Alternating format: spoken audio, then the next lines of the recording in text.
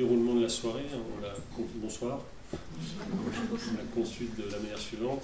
On va prendre appui sur le spectacle Toute puissance de la poésie, dont je vais dire quelques mots, et puis après cette entrée en matière, ce préambule, si vous voulez, on va se tourner immédiatement vers les poètes présents, puisque vous êtes là pour eux. Et c'est à partir de leur lecture et de la présentation que fera de Sylviane Dupuis que se construira un dialogue autour de cette question de l'amitié poétique. Voilà, donc voilà un petit peu la manière dont va se dérouler la soirée. Donc, Aurélie l'a dit, l'occasion de cette soirée, qui vous met donc face aux poètes Joseph-Laure Tapie, Pierre Chapuis et Pierre Lintache, nous est offert par le spectacle composé par Guillaume Chenevière, qui est ici présent, comme certains de ses acteurs, Toute puissance de la poésie.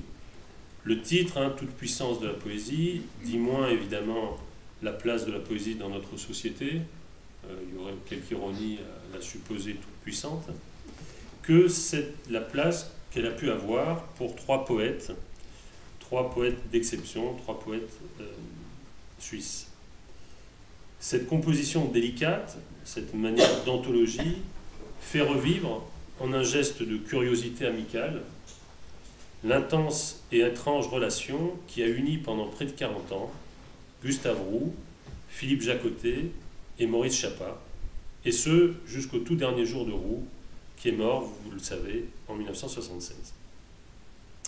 Ce qui frappe à la lecture de ces textes, si on essaie de synthétiser un petit peu la perception qu'on peut avoir du spectacle ou de la lecture du texte, évidemment, c'est la hauteur, l'élan et le sentiment d'élection qui unit ces trois amis, le sentiment d'une espèce d'affinité élective, ce qu'on peut appeler donc l'amitié poétique.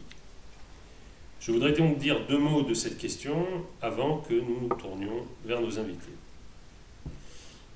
Il me semble d'abord qu'il faut souligner que l'amitié poétique n'a rien d'une évidence. Si la poésie n'est pas seule, le poète, lui, est volontiers solitaire et fait souvent de la solitude, et même de l'ère de la solitude fut-elle vécue en communauté, la condition sensible du prix qu'il attache à son œuvre. Le poète est volontiers inquiet, jaloux même, et nourrit parfois à l'égard de ses contemporains, avant qu'ils ne deviennent ses amis, une hostilité et même une antipathie radicale par laquelle il essaie de se démarquer. Il suffit de penser au rapport que Baudelaire a pu avoir avec ses contemporains. Rien à voir à ce titre avec la philosophie. L'amitié est si étroitement liée à la définition de la philosophie que l'on peut dire, sans mal je crois, que sans elle, sans l'amitié, la philosophie ne serait pas possible. Ce qui n'est pas le cas de la poésie.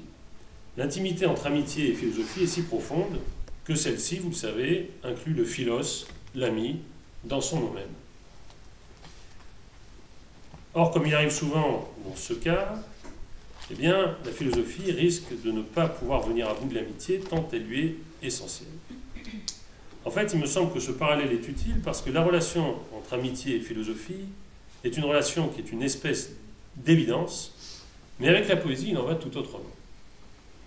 La communauté des poètes fait sans doute penser à cette belle image évoquée par Keats, celle d'une démocratie d'arbres, qui pousse donc en parallèle. Le poète avance, pousse, croît en parallèle, et sa droite ne croise pas celle de son voisin.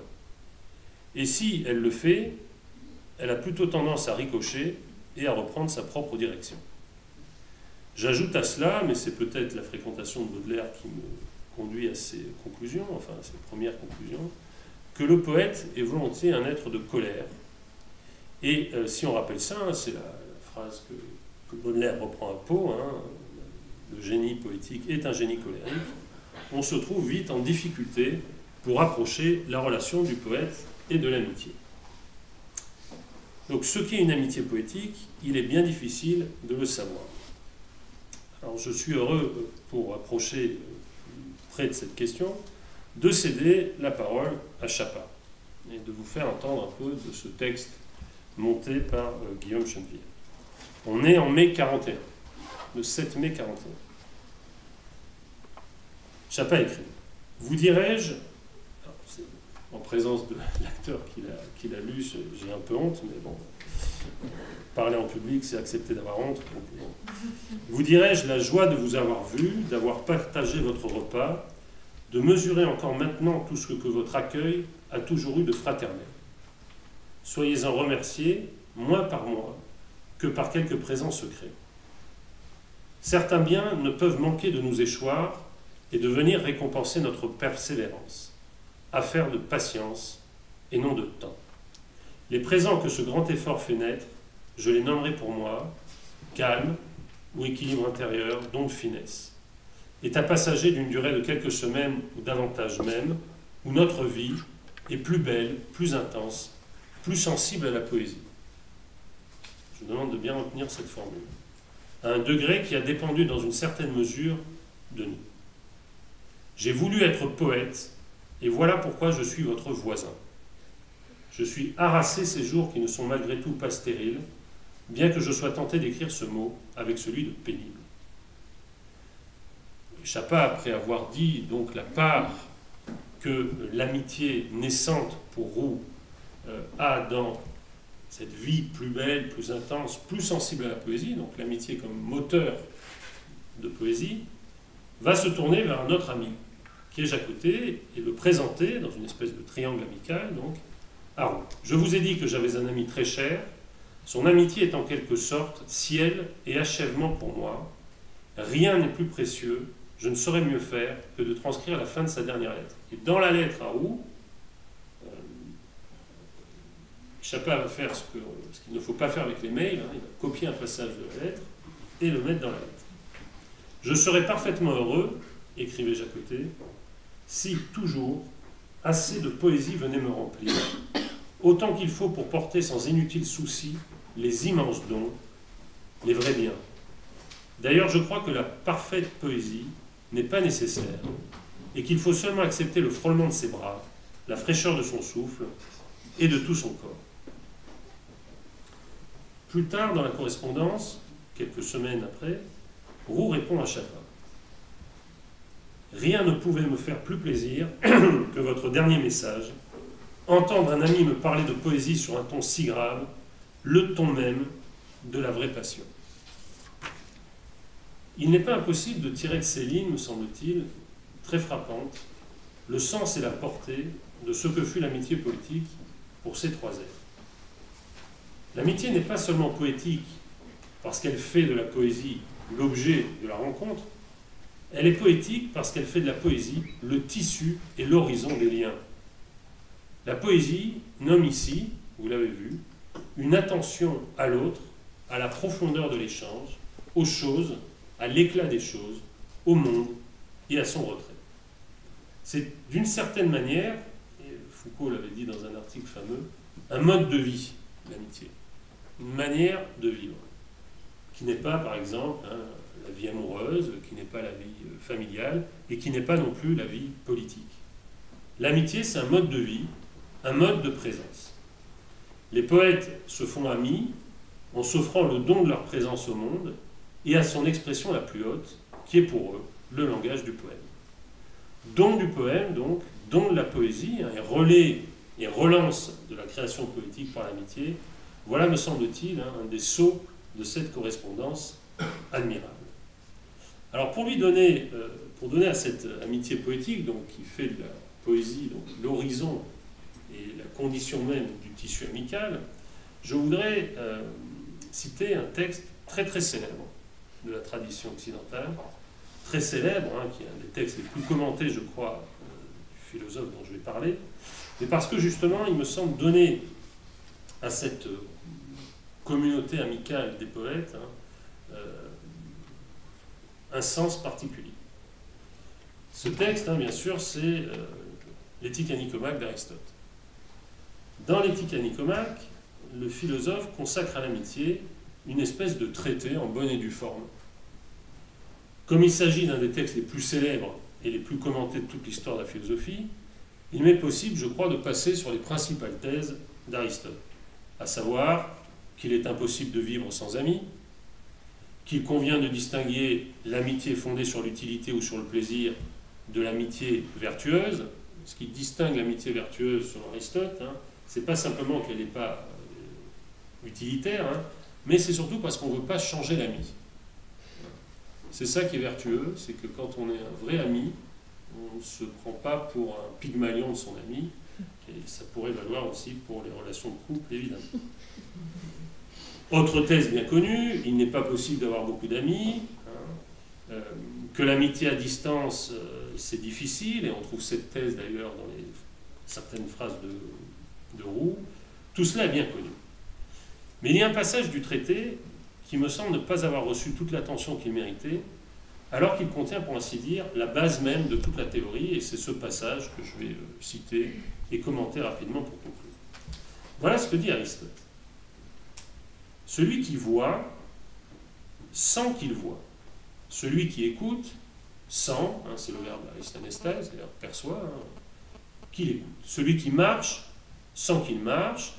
Et pour toutes les autres activités, il y a quelque chose qui sent que nous sommes en train de les exercer, de sorte que si nous nous sentons sentir, et que si nous pensons, nous nous sentons penser, et c'est la même chose que de se sentir exister. Exister, en effet, signifie sentir et penser.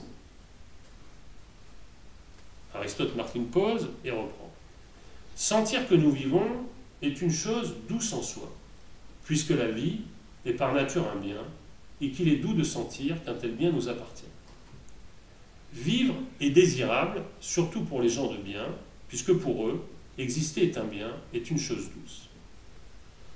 Or, en consentant, c'est comme ça que je traduis synesthésie, hein, la fameuse synesthésie, les hommes éprouvent la douceur du bien en soi, et ce que l'homme de bien éprouve par rapport à soi, il l'éprouve aussi par rapport à son ami. L'ami, en effet, est un autre soi. Aristote distingue justement l'amitié de l'amour, parce que pour Aristote, ce sera la même chose pour Rousseau d'ailleurs, hein. Dans l'ami, on aime le même, et c'est pour ça qu'on peut être jaloux de lui, parce qu'il va plus loin que nous. Et ça, c'est très présent dans l'amitié entre poètes, parce qu'on se dit, il est allé là où je ne pouvais pas aller. De l'amour, qui est l'amour de la différence. Et donc Aristote, comme Rousseau, ont tendance à dire que la jalousie entre amis est plus douloureuse que la jalousie entre amants. Je poursuis avec Aristote. Comme pour chacun le fait même d'exister est désirable, il en va de même pour l'ami. L'existence est désirable parce qu'on sent qu'elle est une bonne chose, et cette sensation est une chose douce. Mais alors pour l'ami, il faut consentir qu'il existe, et c'est ce qui arrive quand on vit ensemble et qu'on partage des actions et des pensées. C'est en ce sens qu'il faut dire que les amis vivent ensemble, et non pas comme pour le bétail, qu'ils partagent le même pâturage.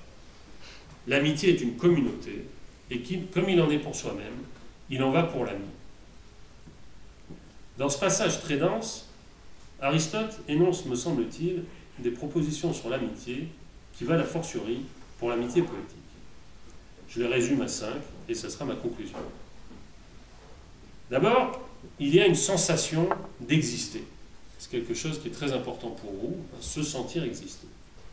Aristote ne cesse de le répéter, en mobilisant son vocabulaire, hein, on sent qu'on sent, on sent qu'on existe. Deuxième thèse, cette sensation d'exister est douce. Troisième thèse, il y a une équivalence entre être et vivre, entre se sentir exister et se sentir vivre. Quatrième thèse, et c'est là qu'il me semble aller très loin dans la définition de l'amitié, il y a une autre sensation qui est spécifiquement humaine, qui insiste au cœur de la sensation d'exister. C'est le consentement à l'existence de l'ami. L'amitié, c'est la forme de ce consentement à l'existence de l'autre dans le sentiment de ma propre existence. Cela signifie que pour Aristote, l'amitié est une promesse politique.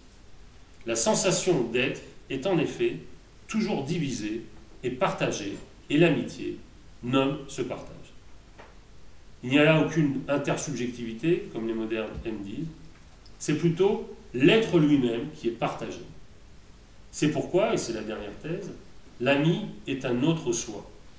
et dans la traduction latine, vous connaissez la formule, un alter ego. Il ne s'agit pas ici de reconstruire cette formule de l'alter ego, qui est très impressionnante dans son histoire, mais il est important de souligner que chez Aristote, l'alter ego, c'est quelque chose de plus en grec que ce sera en latin. Parce que pour commencer, le grec, comme le latin d'ailleurs, dispose deux mots pour dire altérité, allos, l'altérité générique, et hétéros, l'altérité comme opposition entre deux. En outre, le latin ego ne traduit pas exactement autos, qui signifie soi-même. L'ami, ce n'est pas un autre moi, mais c'est une altérité dans le même, un devenir autre du même. Au point donc où je perçois mon existence comme douce, ma sensation est traversée par une espèce de consentement qui me déporte vers l'ami, vers l'autre même. L'amitié, en réalité, c'est se déposséder. Il me semble que dans l'intensité du partage que donne à lire le texte Toute puissance de la poésie, rassemblé par Guillaume, c'est ce niveau-là de l'amitié qui est perceptible. L'amitié est poétique quand elle offre la forme la plus pure de la sensation, c'est-à-dire la sensation partagée.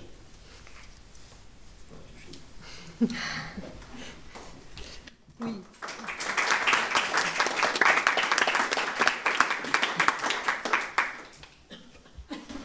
Il y a peut-être dans la marge suisse romande quelque chose qui a favorisé aussi les amitiés d'une façon tout à fait exceptionnelle, puisqu'on est hors pouvoir, hors enjeu, beaucoup plus qu'à Paris par exemple, même si Paris existe, et qu'il y a des amitiés en Suisse romande qui sont assez exceptionnelles par rapport à tout ce que tu dis. Elles sont finalement assez rares.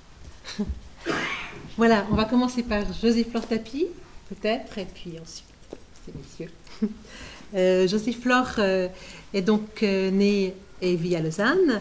Elle a fait des études à l'Université de Lausanne. Elle devient collaboratrice ensuite au Centre de recherche sur les lettres romandes, où elle travaille toujours, et qui a été dirigé par Doris Jacoubek et qui est actuellement dirigé par Daniel Maggetti. Et c'est dans ce cadre qu'elle édite beaucoup d'œuvres, dont celle de Catherine Colomb en 1993-93, dont les correspondances de Jean Paulhan et Monique Saint-Hélier, Jacotet et Gustave Roux, aussi.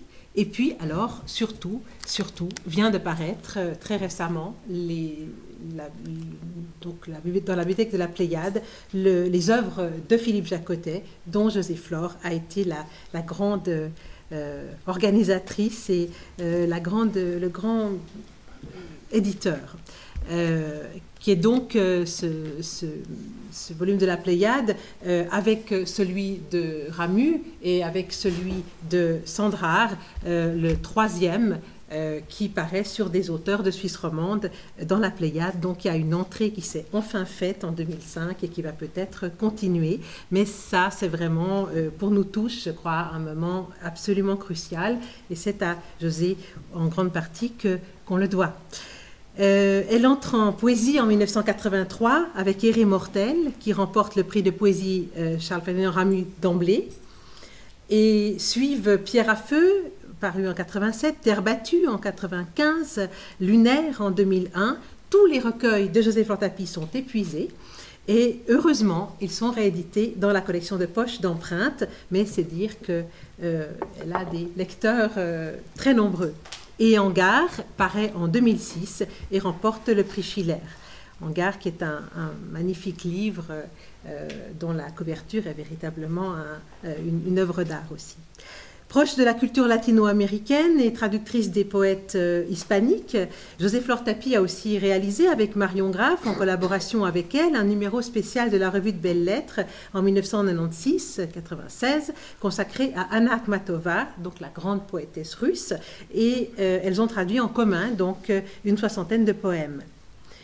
Mais l'art n'est pas non plus en reste chez José-Flore Tapie, puisque nous allons voir que les trois poètes invités ce soir sont extrêmement concernés par le dialogue avec l'art, pas seulement l'amitié entre poètes, mais l'amitié entre artistes.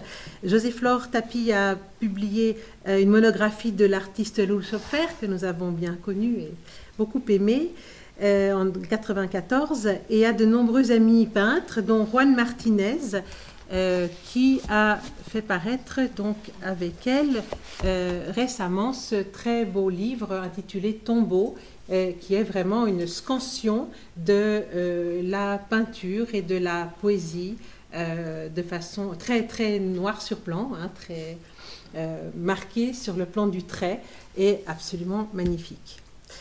Dès son premier recueil, on salue l'énergie verbale, l'extraordinaire autorité de la voix de José, cette voix lyrique réduite à l'os, mais aussi qui est véritablement tendue comme si l'essentiel était toujours à dire dans un espace extrêmement ramassé.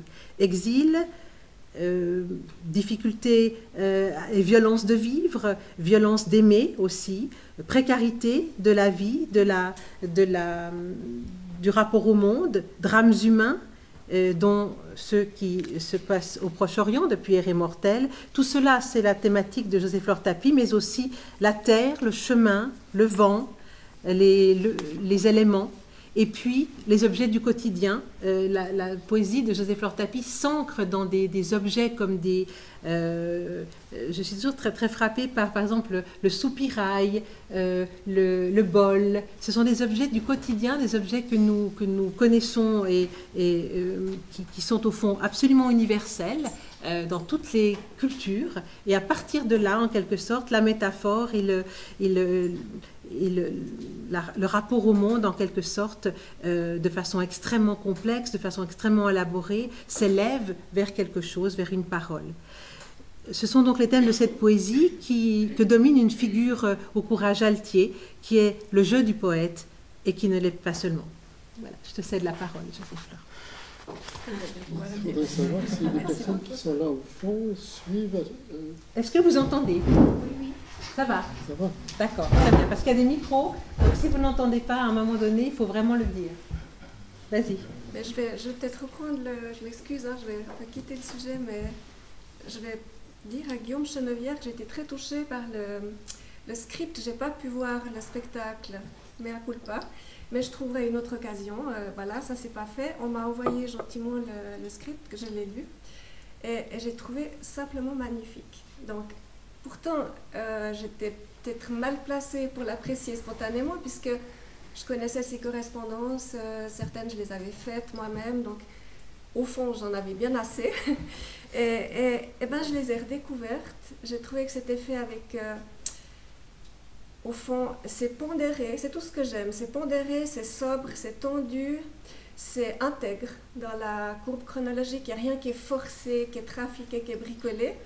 Vous avez fait un découpage dans les différents livres extraordinaire, très senti. Et puis, narcissiquement, j'étais extrêmement touchée. Vous avez lu avec attention les notes, puisque vous avez tiré des extraits des notes. Donc, je me suis dit, ça alors, c'était du sérieux.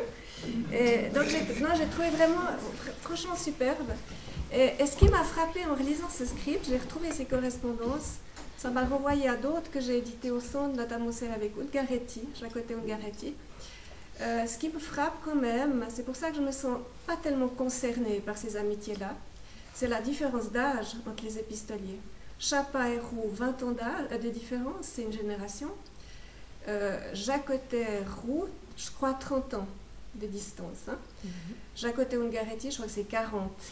Il y a très souvent dans ces amitiés poétiques un rapport de cadet à aîné.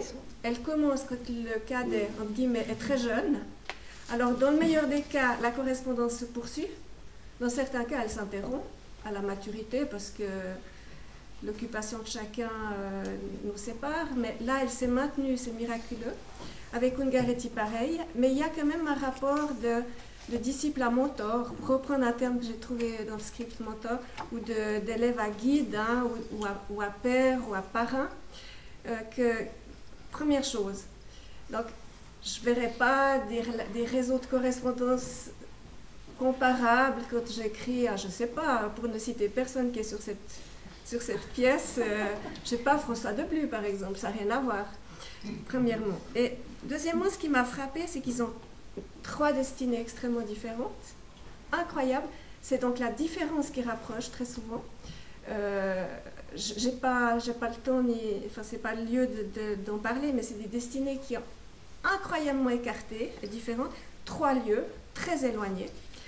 Et là, je voudrais ajouter que l'époque a changé.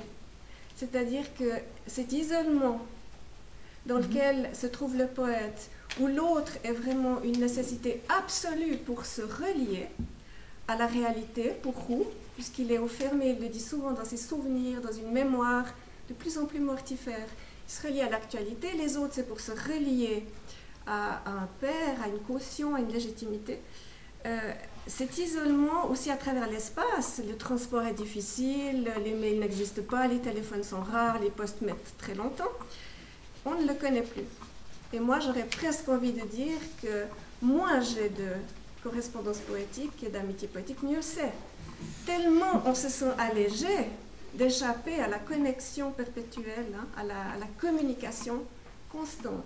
Donc là, je trouve qu'on est dans une autre époque. Et je m'arrêterai là-dessus. Ce qui m'a frappé dans le script, mais dans les livres, quand je les ai faits, pareil. Et là, je renvoie à une autre amitié chez Jacotet, c'est avec Dubouchet. Je la présente dans la Pléiade, dans ma notice sur Truinas. C'est magnifique, c'est l'importance de la neige. C'est qu'elle a une luminosité, une emprise sur les poètes, mais c'est-à-dire sur les gens, qu'on ne connaît plus, parce que la neige, ben, on la traverse, on prend un train, on prend la voiture, des fois on ne la voit plus. Mais pour eux, la neige, c'est vraiment la solitude. Et puis elle installe une sorte de silence supplémentaire qui est impressionnant. Et chaque fois qu'il y a de la neige, ils s'écrivent sur la neige, ils ont besoin de se relier. Ça, je trouve c'est très émouvant. Et comment se comparer à ça? Je crois qu'on a d'autres manières maintenant, je dirais, de communiquer. Je me suis sentie extrêmement loin de ça. Et alors, merci infiniment de m'avoir fait redécouvrir ces échanges. On t'écoute maintenant. Comment? On t'écoute toi maintenant. Pour lire? Oui. Très bien. Alors, bon, je vais vous lire quelques poèmes, pas beaucoup inédits, et puis quelques poèmes, mais très courts, puisque c'est un peu le thème, je me suis dit je vais faire comme ça, de trois auteurs étrangers, de trois poètes étrangers, qui, je dirais, qui sont, ils ne le savent pas, mais qui sont mes amitiés poétiques. Ils sont plus de ce monde, donc ils ne s'en doutent pas, mais moi je les fréquente depuis très longtemps. Alors, je vous lis d'abord quelques poèmes tirés d'un manuscrit au travail. On retravaille depuis très longtemps. On fait des nœuds aux phrases. On les attache entre elles, maille après maille. Ainsi s'étend autour de nous un grand filet de bruit, de conversation, de murmures, où s'endort suspendu tout un village d'asphalte. Nos voix se croisent dans la nuit, comme des phares un peu flous, comme les marguerites effacées de ton vieux tablier. Ténues, elles frôlent le sol sans se briser.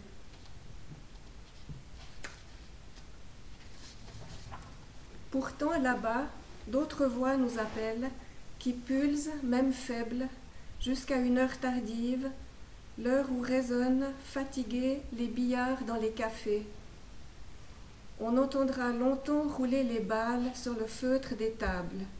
Elles frappent d'un poing léger l'opaque en nous qui monte avec le sommeil, heurtent d'un son mat à cette porte de brume et nous retiennent vivants.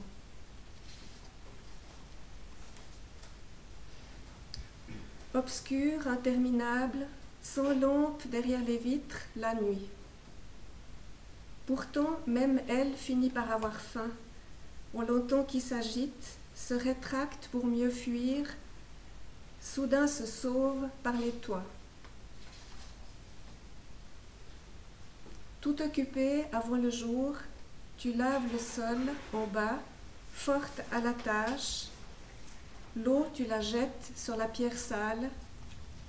On voudrait l'éponger, mais tu fais vite. Efface déjà les marques de pas, les traces noirâtres. À l'air séchera l'humide couloir, toutes portes ouvertes. À l'air qui passe, au vent qui glisse sur les pierres grasses.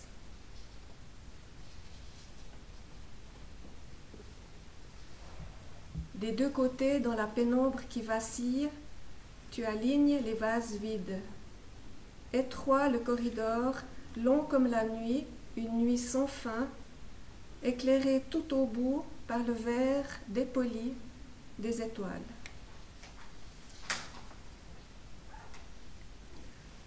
Entre nuit et jour, une étroite bande de terre où le corps aveugle se risque, cherche l'équilibre, debout, avant d'ouvrir les yeux. Sur les collines, les pylônes, grands insectes aériens, vont s'envoler. Et la terre alentour se couvre de pommiers, de barrières, d'abricotiers, comme une table vide d'écho. Voilà.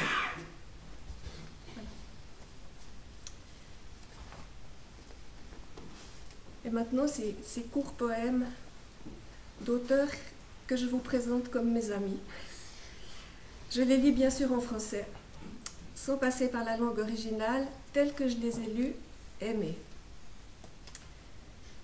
D'abord Yannis Ritsos, un poète grec que je lis depuis très longtemps, poète de la résistance, déporté 2 fois, durant de longues années pour sa proximité avec le Parti communiste, très souvent censuré, qui a connu la dictature. Au fond, poésie, je dirais, moins politique qu'engagée, humaine surtout, nourrie des grands mythes antiques, proche des choses, de la vie quotidienne et qui chante la liberté. Je vous lis 2 petits poèmes du recueil Gestes, paru à Athènes en 1972, traduit en français pour les éditeurs français réunis en 1974 par Chrysa Prokopaki, qui est une de ses traductrices, et Antoine Vitesse. C'est intéressant. Ils sont très souvent traduits ensemble, Ritsos. Souligner. C'est une force, cela aussi. Pourquoi pas, dit-il. Distinguer et préciser. Par exemple, la couleur qui reste pendant des années sur le vieux mur passé, derrière le portrait du vieillard maussade, ou bien la forme du corps aimé dans les draps vides, ou bien la lune minuscule derrière le nuage, comme le maître et les tenailles dans la poche de l'ouvrier.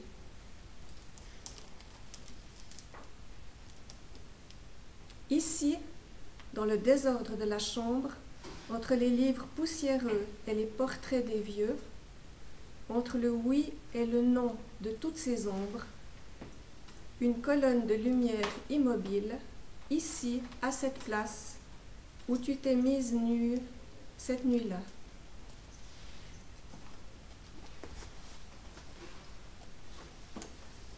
Et ce poème, tiré d'un recueil intitulé « Quand vient l'étranger », traduit par Gérard Pierrat chez Segers en 1985. Ça s'intitule « Brève histoire ».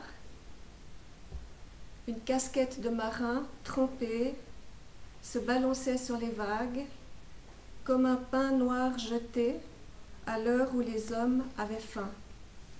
C'était la guerre.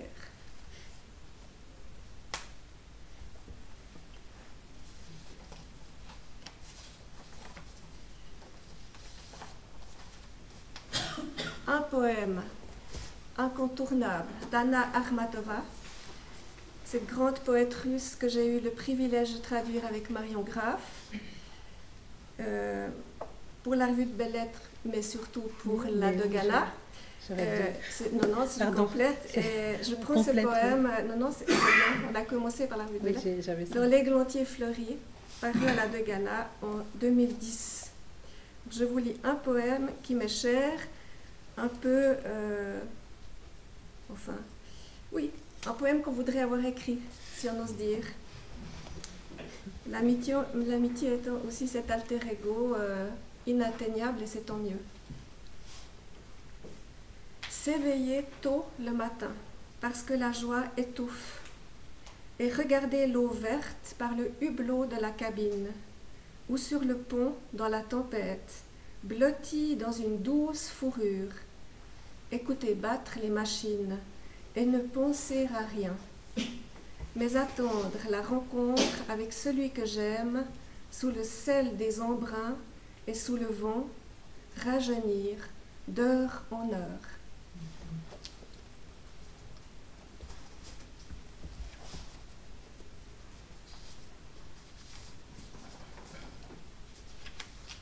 Enfin, Kathleen Rayne, poète anglaise, connue pour son autobiographie, si ça vous dit quelque chose, Adieu, prairie heureuse, en 1978. Elle est née près de l'Écosse, à la frontière de l'Écosse, dans un paysage âpre et sauvage qui l'a beaucoup marqué.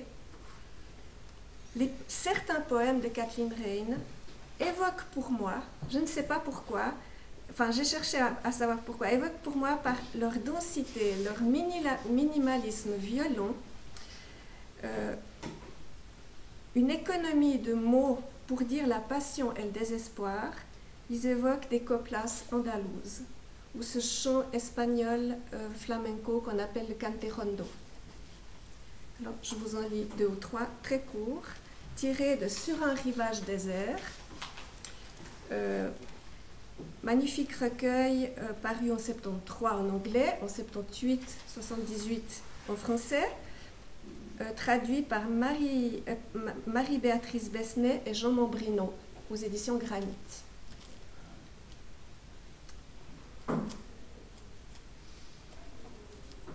Je ne voudrais changer ma peine pour aucune joie. Douleur, lien secret, signature de sang qui scelle à toi ma vie indissolublement.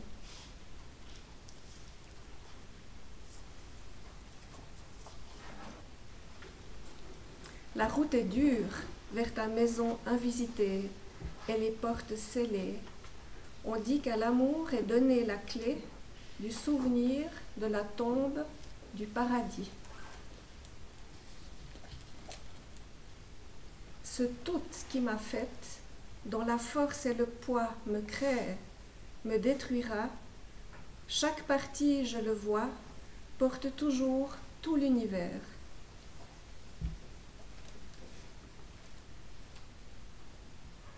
Si l'espoir pouvait oser tout ce que le cœur désire, quelle colline de lumière bâtirait le désespoir dans le vide de l'air? Voilà.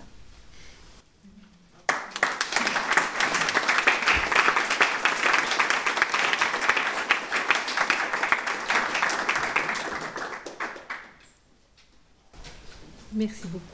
J'ai dit tout à l'heure que les livres de José-Flore Tapie étaient épuisés, mais il faut parler maintenant de 2 maisons d'édition en dehors de ces livres de poche dans lesquels maintenant on peut avoir les livres de José-Flore Tapie. À part Hangar, c'est Empreinte, maison chez qui, au fond, nous avons tous été publiés dans ce pays et qui est vraiment très importante. C'est peut-être la première actuellement, disons, pour la poésie, et qui est donc, où est paru Hangar, ce livre. Et puis, La Dogana, il faut vraiment... attends, juste, voilà. Cette traduction d'Akhmatova est parue à La Dogana, et là encore, c'est une maison absolument fondamentale qui est à Genève. Les éditions Empreintes sont dans le canton de Vaud, actuellement à Chavannes, sur Renan. Et donc les éditions de La Dogana sont à Genève, et il y en a des représentants ici de ces 2 maisons d'édition ce soir, et c'est donc grâce à eux aussi que la poésie ici est si bien servie et si possible, et que les lecteurs également sont nombreux, parce que je pense qu'il y a une tradition ici de la publication poétique et de la lecture de poésie exigeante qui est assez extraordinaire. Voilà.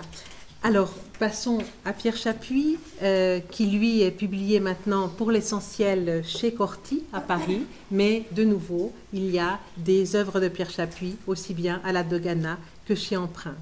Pierre Chappuis est né à Tavannes en 1930, dans la partie francophone du Jura bernois. Il a fait son collège à La Chaux-de-Fonds, c'est universitaire à Genève et il vit toujours à Neuchâtel, où il a consacré son métier à l'enseignement de la littérature française et de l'histoire, tout en développant donc cette très magistrale œuvre poétique dont nous allons parler.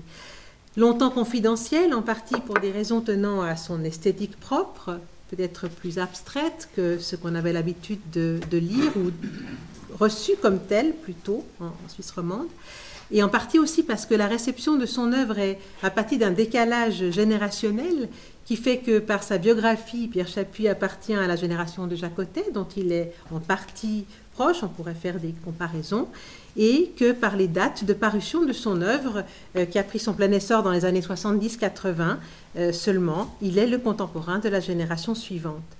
Pierre Chappuis est aujourd'hui reconnu comme l'une des voix poétiques majeures de ce pays. Il a reçu le prix Schiller en 1997, le Grand Prix Charles-Ferdinand Ramu en 2005, et toute son œuvre donc a été éditée ou rééditée chez José Corti à Paris actuellement. Proche du Bouchet à l'origine, à qui il a consacré un essai très personnel qui n'est pas sans révéler entre les lignes une partie de sa propre poétique et qui a été réédité en 2003 chez Corti, parallèlement à un autre essai sur Michel Léris. Il est l'auteur d'une quinzaine de recueils de poésie, tantôt en vers, tantôt en prose. Comme un léger sommeil, que j'ai pris là, qui est paru en 2009, est le premier recueil où se mêlent et s'échangent en quelque sorte vers et poèmes en prose. Et j'ai toujours l'impression que en fait, ce recueil a quelque chose de très convergent et comme un point d'aboutissement de ce point de vue-là.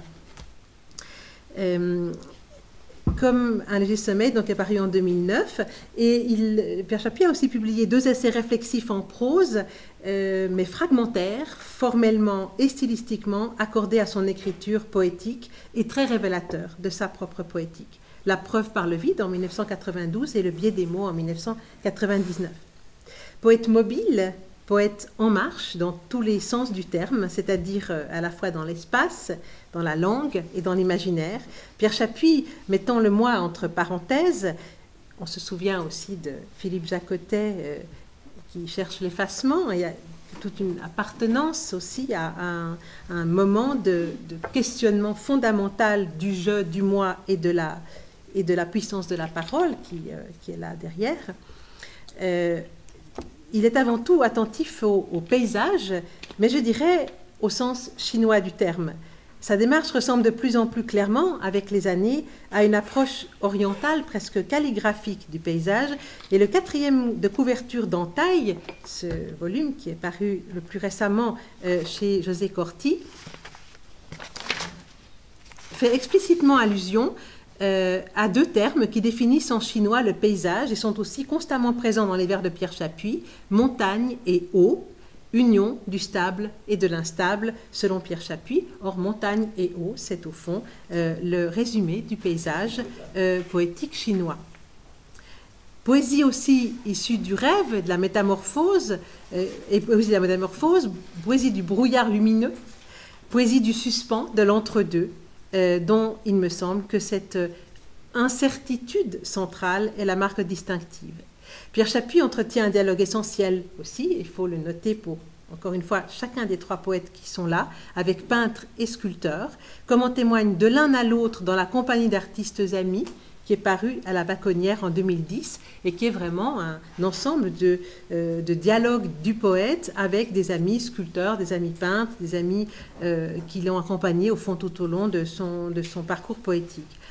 Et il est également un lecteur extrêmement attentif de la poésie des autres, ce dont témoignent les notes de lecture réunies en 2003 dans Tracé d'incertitude que j'ai amené ici, et où l'on passe de Jean Follin à Michaud, à Yves Bonnefoy, René-Louis Diforêt, Gérard Massé, qui est un ami aussi de Pierre Chappuis, André Dubouchet, bien sûr, mais aussi des poètes comme Joseph Lortapy et Pierre Avantage, etc., etc.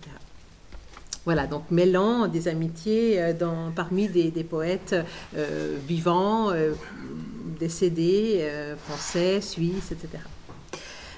Un numéro de la revue de Belles Lettres lui a été consacré en 2000, où sa poésie et des études critiques voisinent avec des œuvres de son ami peintre André Ciron, qui est vraiment un compagnon de route de Pierre Chappuis.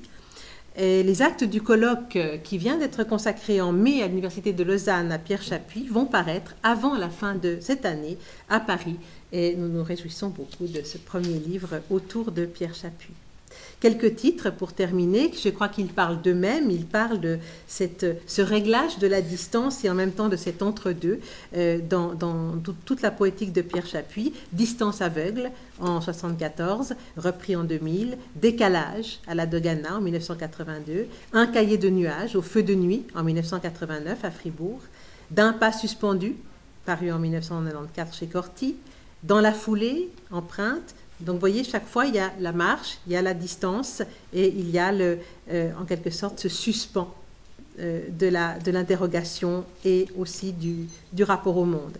Pleine marge en 97, Comme un léger sommeil chez Corti en 2009, Muettes émergences en 2011 et Entaille qui vient de paraître en 2014. Voilà, je laisse la parole. Merci, Sylviane.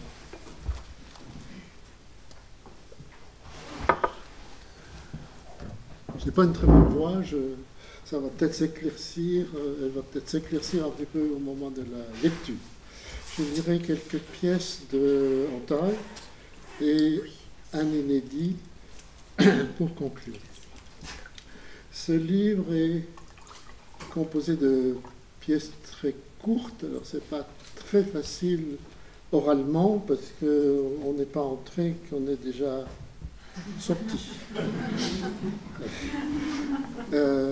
Il est divisé en 3 parties et ils sont encadrés par 2 proses. Je ne lis pas les livres de poésie d'une manière suivie. Mais quand il s'agit de publier, j'ai une sorte de besoin irrépressible que ce soit composé, voilà, d'une manière assez intuitive, de telle sorte que vous avez 2 proses dont l'une est consacrée à un cliché vert de Corot, que j'ai vu ici à ce qui s'appelait le cabinet des estampes, ça s'appelle autrement aujourd'hui. Et la dernière, l'autre partie, est consacrée à un paysage qui est voisin, parce que je mets sur le même plan, si vous voulez, ce que je peux regarder à travers Corot ou ce que je peux voir directement dans la réalité ambiante. Voilà. Alors je commence par la dernière pièce et puis je viendrai au centre du livre tout à l'heure. Alors ces choses-là sont dites d'ailleurs à la fin du livre, il n'y a pas de secret. Pied à pied, l'ombre dépenaillée perd du terrain, enfourche à qui mieux, faisant retraite, les murets de pierre sèche, impropres à la contenir, autant qu'à cloisonner le jour, restauré pli par pli. Monticule, enflure, ravinement. Viendraient à moi, crêtées ou non de touffes d'herbes jaunies, l'une légèrement renflée, l'autre prête à s'aplatir, une vague, la suivante et la suivante. Déployant l'espace, la moindre inflexion, d'un sursaut l'autre, le moindre accident de terrain, de près, de très près, suit les instances du cœur ou les commande, à tout le moins les dit. Le moindre étirement de nuages, et pour la lecture des yeux, il y a 3 points de suspension. Et maintenant, à l'intérieur,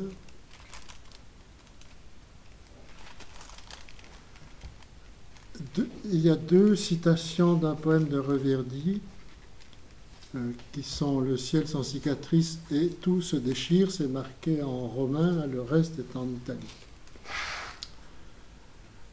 le ciel sans cicatrice, continuellement, ainsi que par une journée de plein été où la lumière demeure partout égale à elle-même, ou peut-être ne s'agit-il que d'un instant, comme on passerait la main sur un tissu lisse sans rencontrer aucune aspérité, aucun pli. Légers sont l'air, le feuillage, les ombres. Presque aussitôt, tout se déchire à la saignée de l'horizon.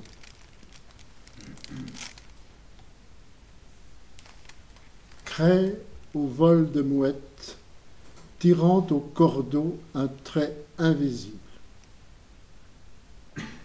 Net, écran nu, le ciel presque noir. Creux et bosses, comme pleins et déliés, à parts égales dans la lumière. Neige, d'un instant seulement, sa pleine souveraineté. J'ai ajouté un mot pour la lecture orale.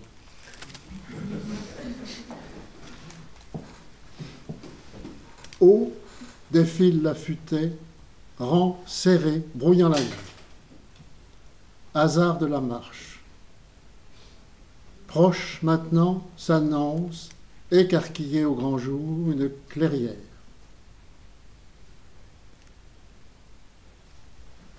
Colombe, colonne ou trombe, en marche d'ouest en est à l'horizon.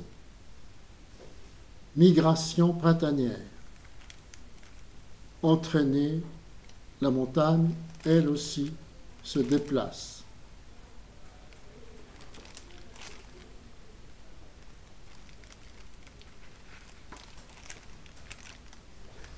Lumineusement, océan renversé, à perte d'horizon, gratté, mal dégrossi, déroulant ses plis. Et je saute à la fin pour les 3 dernières pièces.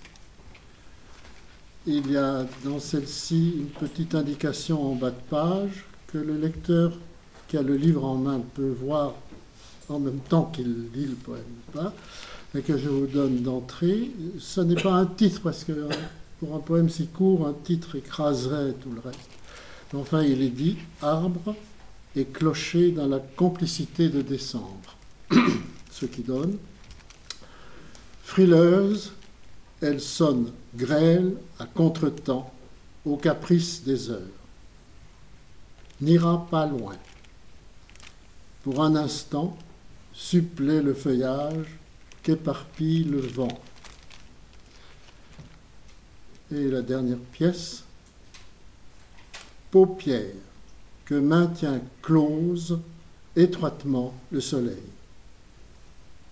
substitut de tout paysage.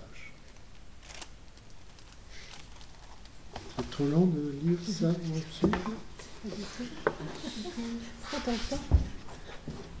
ne faudrait pas abuser. Je vous lis maintenant une pièce inédite encore qui est assez récente et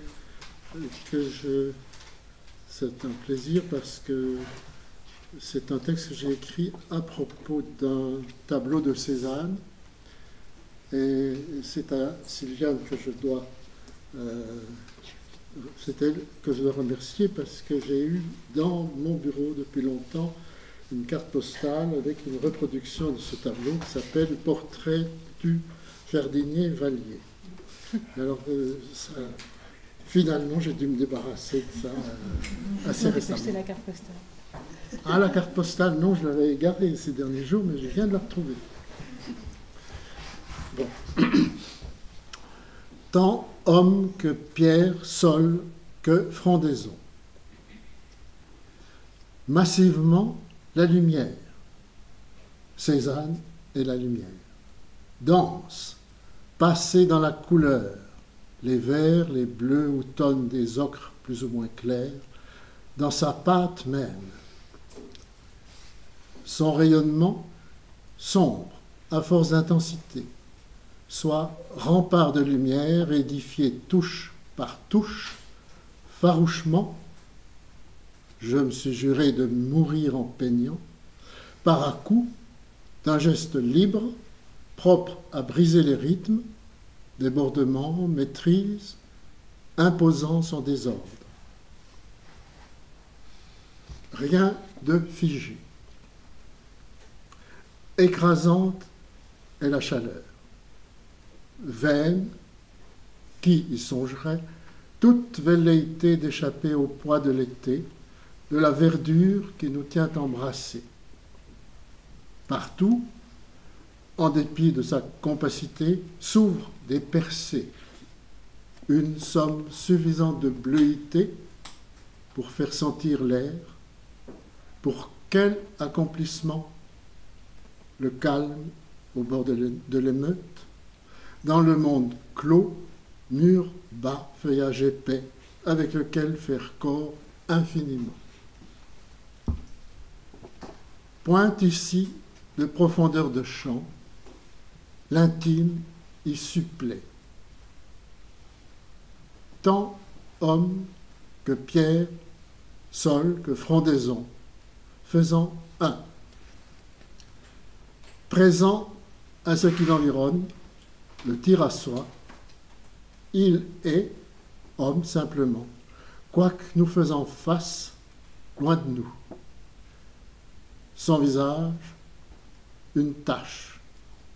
Néanmoins, désigné nommément, portrait du jardinier Vallier, vivant par la peinture, dans la familiarité, je vois toujours Vallier, dans la fraternité de l'autre, que dévore au bout de lui-même une féconde insatisfaction.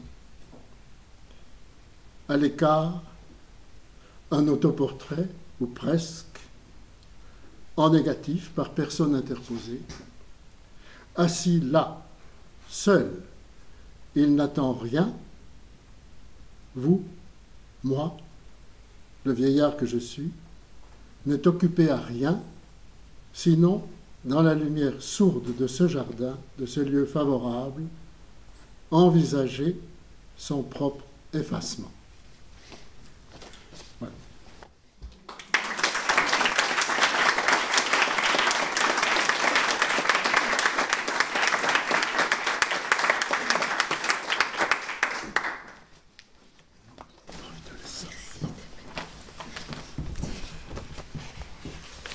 Voilà.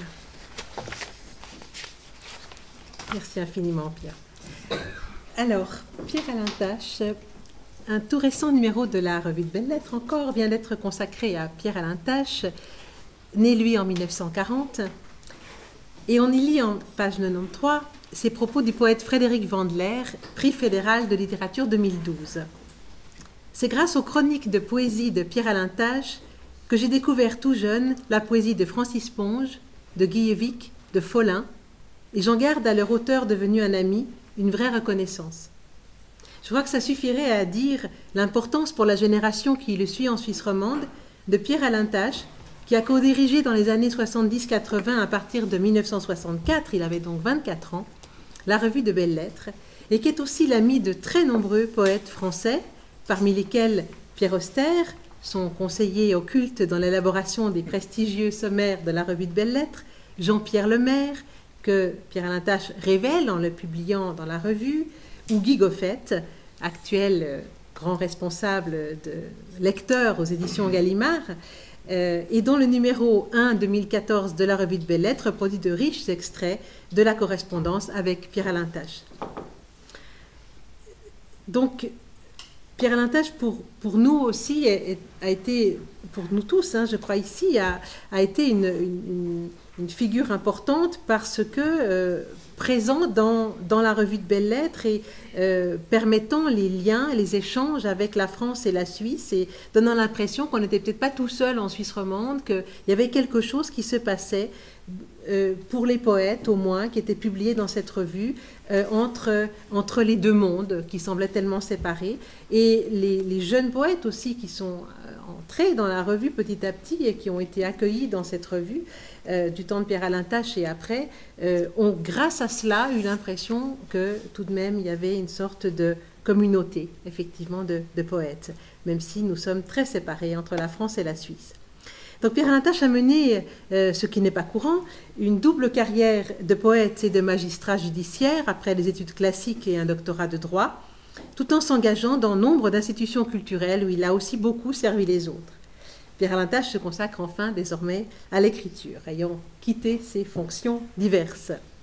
Il est l'époux d'une femme peintre, Martine Claire, qui est ici présente ce soir, nous nous en réjouissons, avec laquelle il lui est arrivé de publier ensemble poésie et dessin, comme par exemple dans Noces de Rocher, que j'ai ici. Voilà, donc avec des gravures de Martine Claire et des poèmes de Pierre-Alain Tache. Et ce n'est bien sûr pas sa seule interlocutrice dans le monde de la peinture, mais il y a là un dialogue et des thématiques communes aussi, ce qui rend leur dialogue très intéressant. L'essentiel de l'œuvre de Pierre-Alain Tache, précoce puisqu'il obtient à l'âge de 22 ans le prix Follop de poésie, qui sera suivi de beaucoup d'autres prix, est constitué d'une trentaine de titres, tous parus en Suisse, et essentiellement de poésie. Il a collaboré avec de nombreuses revues françaises, donc comme la NRF, Autre Sud, Conférences, etc. J'aurais pu dire la même chose de Pierre Chapuis ou aussi de José Fleur Tapie pour d'autres revues. Proche de la poésie de Follin, marqué par la lecture de Jouve, à qui il emprunte la figure d'Hélène, mais aussi au départ par la figure de Rimbaud, me semble, que c'est vraiment très important au départ, dont on sent la marque dans les premiers recueils, puis par Bonnefoy, bien sûr. Pierre-Alain Tache est le poète du lieu et de l'instant. Ses paysages de prédilection, c'est d'abord la montagne. Il passe ses étés en Valais, à Aniviers, dont Martine Claire et lui nourrissent beaucoup leur inspiration. Et ce sont à l'opposé les villes marquées par l'empreinte de l'homme, c'est-à-dire par l'histoire ou la présence de l'art, qui lui suggère beaucoup de poèmes et de réflexions au fond sur la présence de l'art dans nos vies. Et puis bien sûr il y a l'Italie qui prime peut-être dans ces paysages. Hanté par l'absolu, mais aussi traversé par une interrogation inquiète sur la parole, sur les pouvoirs du langage et ses enjeux, et une interrogation qui, me semble-t-il, a vécu à certains moments des bascules, des cassures en quelque sorte, qui sont des moments extrêmement forts et troublants dans l'œuvre de Pierre-Alain Tache, comme si la parole tout à coup était mise en question radicalement et renaissait de ce questionnement radical, après avoir été une parole de louange finalement au début et une parole de célébration. Cette œuvre allie de manière paradoxale et tout à fait originale le quotidien et le grand lyrisme, le tragique et l'humour. Pierre-Alain Tache a reçu le prix Roger Kowalski à Lyon en 2011 et je vous citerai quelques titres de ces recueils. Il faudrait encore parler d'un essai sur la Foglia qui est paru chez Zoé. Il faudrait parler d'un essai sur l'art aussi de Pierre-Alain Tache, sur l'image et le rapport contemporain de l'art à l'idée aussi. Mais je cite quelques titres de recueils pour faire un peu court. Ventre des fontaines, 1967. Le Dit d'Horta, qui est un livre qui pour nous tous, je crois, a été vraiment très important et nous sommes, je crois, beaucoup à être allés à Horta à cause de toi. Le Dit d'Horta en 1985, donc Horta qui se trouve en Italie, au bord d'un lac, qui est un lieu absolument magique, mais qui en même temps a été vraiment dit, chanté, célébré, sacralisé presque par Pierre-Alain Tache d'une façon tout à fait extraordinaire. Le Jardin du Midi, qui renvoie à son adresse de la rue du Midi à Lausanne, suivi du temps sauvé, en 1984. J'ai un lapsus. Je t'attribue ce qui n'est pas à toi. L'état des lieux, en 1998, et Dire adieu, qui est un très beau et très émouvant recueil qui est l'un des derniers de Pierre-Alain Tache, Dire adieu, qui est aussi sur le deuil et qui est de nouveau dans cette collection d'empreintes magnifiques avec des couvertures faites par des artistes pour le recueil lui-même. Voilà, je te cède la parole. Merci beaucoup, Sylviane. Alors, je vais peut-être faire le contraire de ce qu'a fait Pierre. Et puis, puisqu'on parle d'amitié, dire que parfois l'amitié passe aussi par l'échange de poèmes et par le fait que des préoccupations qui sont des préoccupations que nous partageons finissent par se cristalliser à la faveur des échanges dans un texte. Et j'ai là un poème que j'ai dédié à Sylviane et que j'ai intitulé Ut Poesis. Sur la langue de plomb fondue, dans la dentelle usée des détroits de Patagonie, une dernière barque avance, et c'est d'elle que tout dépend. Elle est Maput ou Tehuelche et porte un enfant coiffé d'alpaga qui se tient droit dans le couchant près d'une femme au chapeau rond, gardienne d'un tabernacle rougeoir, ce peu de braise que maintient son souffle au savoir millénaire. Ce qui palpite sous la cendre et jusqu'au cœur de l'inhospitalier, un feu mourant, la part des mots tenus pour éteinte, à jamais perdue, à laquelle s'en remettre pourtant quand il faudra, le soir étant venu, passer sur la rive inconnue. Quelques poèmes maintenant extraits de ce dernier recueil, Dire adieu. Et c'est vrai que ce n'est pas tout à fait un hasard si la première section du livre est consacrée à Rimbaud. Je crois que Rimbaud, à l'époque où je m'essayais à la poésie, était le modèle absolu pour moi. C'était à la fois un rêve inatteignable et un modèle qu'il était tout autant. Mais quand j'y reviens maintenant, je crois que je suis au moins capable de lui rendre justice en disant un peu de ce qu'il m'a donné.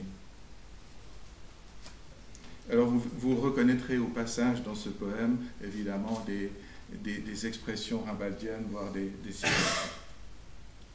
L'innocence.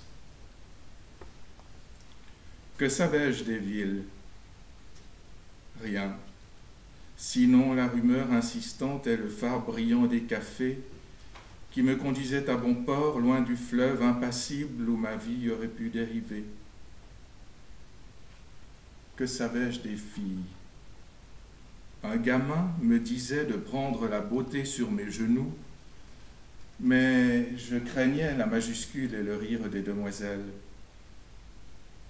J'ai donc beaucoup rêvé. J'avais le front bandé de rouge falbala, que c'était triste et doux. Ma vie était splendide alors. Oh là là, que de temps envolés depuis les premières amours. Toujours Rimbaud, L'eau vive. Assez lu, disais-je, ayant frôlé l'aile de l'ange. Je voulais écrire à mon tour, peut-être même oser la profusion. J'avais l'âge d'aller pieds nus, mais j'ai pris peur devant l'inconfort rugueux des chemins. Alors je suis resté, espérant que ma bouche ait part à l'eau vive des mots. Et les livres aussi sont restés, qui suscitaient des rêves inouïs malgré ce que j'en avais dit. La source où je bois maintenant dort au creux de l'instant qui la secoue parfois d'un éclair. Je m'y suis baigné. C'est pourquoi je sais aujourd'hui saluer la beauté.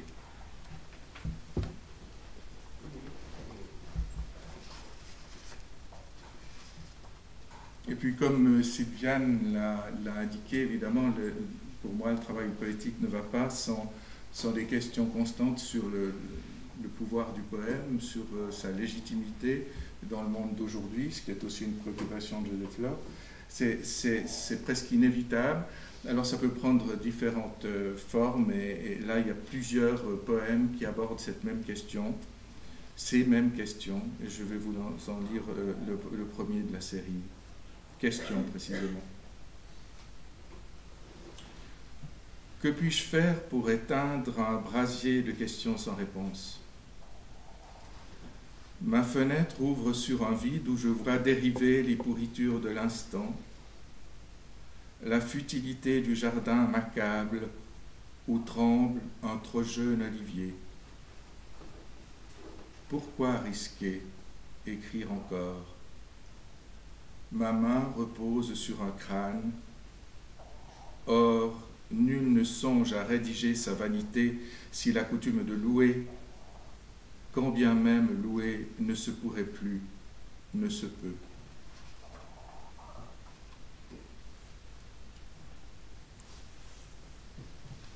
La redite. L'écrit sur la montagne, et le soupçon me vient d'avoir usé les mêmes mots à la lointaine école du matin. Par pure perte licoreuse s'épuise plus qu'il n'est effacé. Qu'ai-je à reprendre ainsi comme si j'étais enfin à deux doigts de comprendre? La redite me dit que j'ai gardé l'espoir qui fut mien quand je déchiffrais le monde et que l'âge a brouillé le message.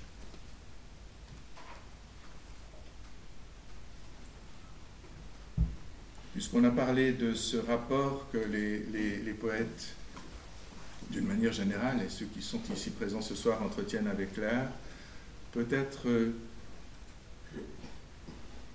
quelques strophes qui sont consacrées à un arbre en me souvenant d'une exposition de Farhad Ostovani à la galerie Arts et Lettres.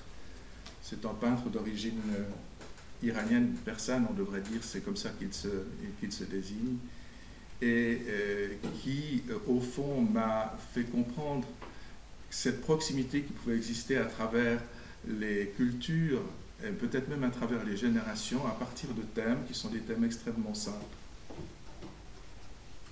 Arbre. Pour combler, pour défier la perte, un seul arbre suffit s'il est élu, si j'y reviens par intelligence du cœur et sans faiblir pour chercher. Je le choisirai grave et silencieux dans la lumière encore naïve du matin, en me portant devant ce qui s'avance et se retire et risque n'être plus, sinon le poème à venir, ou ce trait d'encre calligraphié qu'un pinceau mendille à la terre. Ce pourrait être le pin noir et dru dont la haute ramure établit un règne sans partage sur la plage. J'ai vu son miroir sombre s'émietter, puis scintiller, dispersé par le vent, sur l'appentis de tôle vérolée où sèchent des filets abandonnés qui n'ont d'autre proie que mes mots. Je ne passe jamais sans le saluer. L'être y semble à son aise et serré. Il devrait m'aider à comprendre. Un jour, il est fureur et secoué par un incessant contrepoint de craquements et de rumeurs. Un autre, il n'est plus que murmure. Sa majesté l'expose à la rigueur, son écorce se gerce et se tord. La plaie du tronc, la poix des ans le laissent à jamais inachevé. Quand je reviens, il se concentre au tréfonds de ses jeunes pives. Son assise impressionne, et je ne sais s'il voudra de moi pour parler. Et s'il consent, que deviendrai-je? Je l'aborde en cherchant l'accord. On me prendra pour un enfant si je prétends qu'il me répond. Il me répond pourtant à sa façon, d'un ample silence bruissant qui dénoue les liens du sens, car il tient en lui tout le sens, m'offrant ainsi, d'une saison l'autre, un accès fragile et vivace à l'ouvert. J'entre alors dans le monde, et cesse enfin de lui faire face. Et puis pour terminer, un poème que j'ai, ça m'arrive rarement, mais que j'ai entièrement composé en marchant. Je pensais un peu à Anne Perrier, c'est pas une comparaison, mais c'était un mode de travail. Je suis parti de chez moi à la rue du Midi, je suis arrivé à Morges et ce poème était écrit dans ma tête. Il ne restait plus qu'à le mettre sur la feuille. Et c'est une chose étrange pour moi de penser que je ne l'ai jamais retouché. J'ai rien retouché, alors je retouche volontiers que je retravaille mes textes, mais là rien n'a été retouché. Quand je ne sais plus où je suis, sinon comprise entre l'éternité sans fond d'avant le temps et la lente dilatation de l'infini, si je ne sais plus très bien qui je suis, alors je pense à toi, petite goutte d'eau, ma sœur, à toi, non encore advenue et pourtant promise à l'élémentaire, à toi, qui demeure accolée depuis l'indistincte origine, avec amour, à mon devenir de poussière d'étoiles en exil, et qui ne se souvient ni n'attend.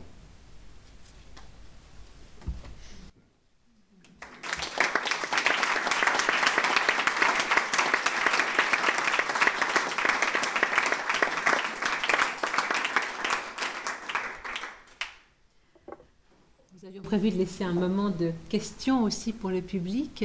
Donc on va peut-être revenir à ces questions de l'amitié, mais il faudrait aussi que vous ayez la parole. Donc si vous souhaitez poser des questions, c'est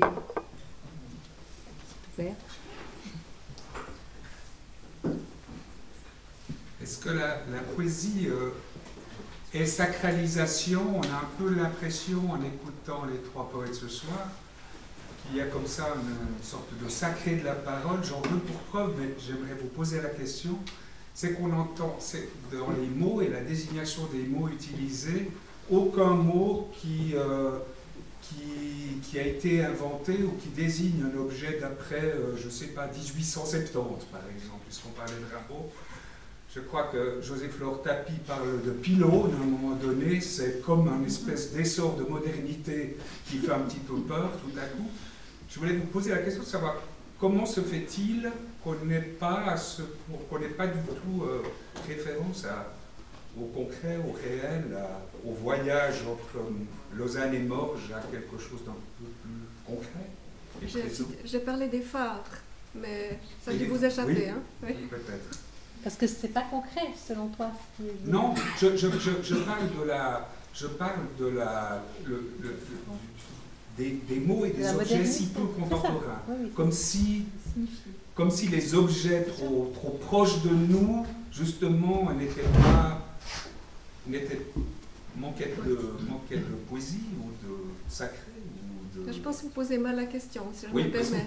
Vraisemblablement, je m'en excuse. Je comprends bien votre question, mais elle est mal posée. C'est-à-dire que les choses dont on désigne et qu'on désigne très simplement sont parfaitement concrètes, contemporaines et réelles. Ce qui vous gêne, c'est qu'il n'y ait pas plus d'industrie, le monde automobile, l'élément de la civilisation, voilà, du XXe siècle. Oui, pourquoi pas, il y a des poèmes où il y en a peu, mais on vit aussi dans un univers, moi je ne suis pas née à New York, hein, quand même.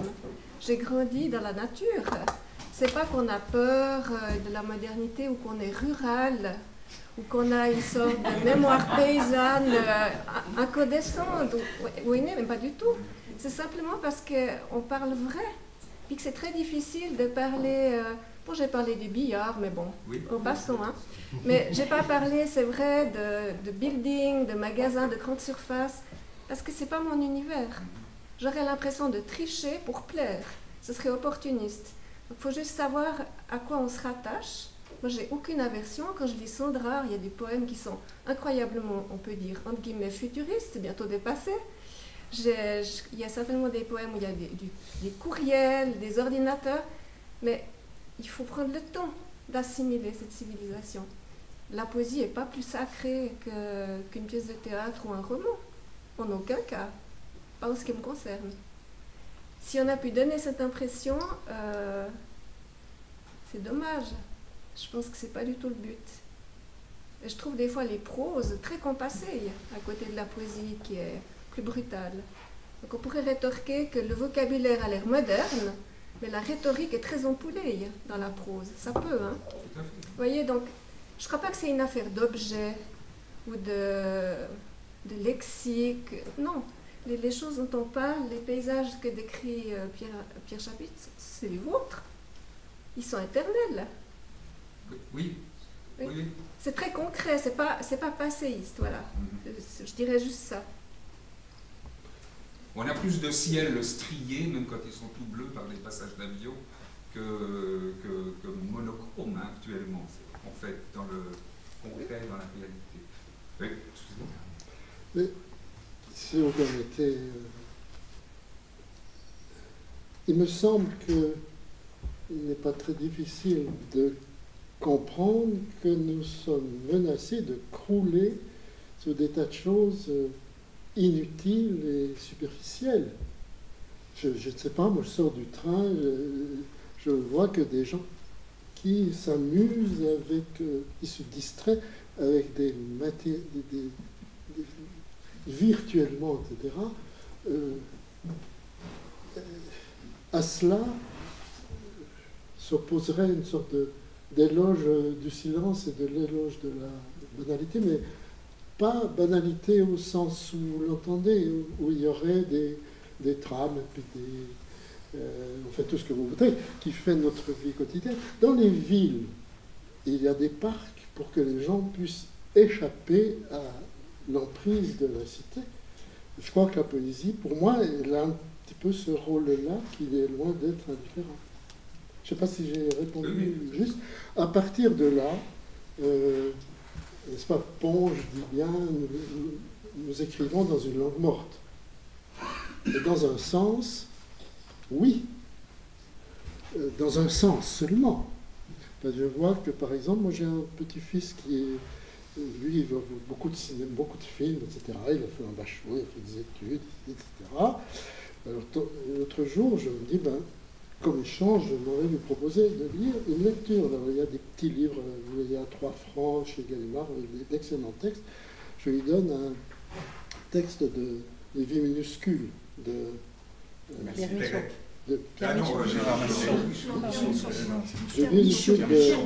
Pierre Michon. Alors, au bout de 15 jours, il me dit, écoute, oui, c'est bien, c'est difficile à lire. C'est difficile à lire parce que... Mais pour nous, la vie est dans la langue, elle est dans les mots. Peut-être dans l'agencement des mots.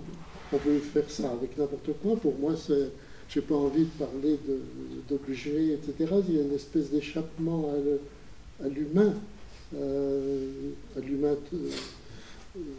dans la vie pratique.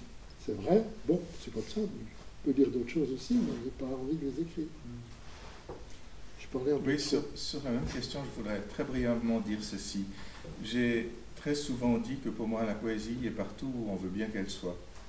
Et je crois qu'il faut voir aussi, je trouve que c'est difficile ou dangereux de parler de sacralisation lorsque l'enjeu véritable de tout ce que nous pouvons dire ou faire, c'est d'être au plus près de ce que nous sommes capables de traduire de notre relation au monde.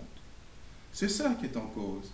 Alors ça peut passer tout à fait par on dira par cette modernité qui est intégrée dans un certain nombre de textes que nous lisons, mais ça peut être aussi une question tout simplement de registre. Et les poèmes que je vous ai lus, ils étaient inscrits dans un recueil qui a un ton, enfin qui prétend avoir un ton et qui prétend avoir quelque chose de très précis à dire, notamment autour de la question du deuil, donc de toutes sortes de questions annexes qui peuvent toucher le langage.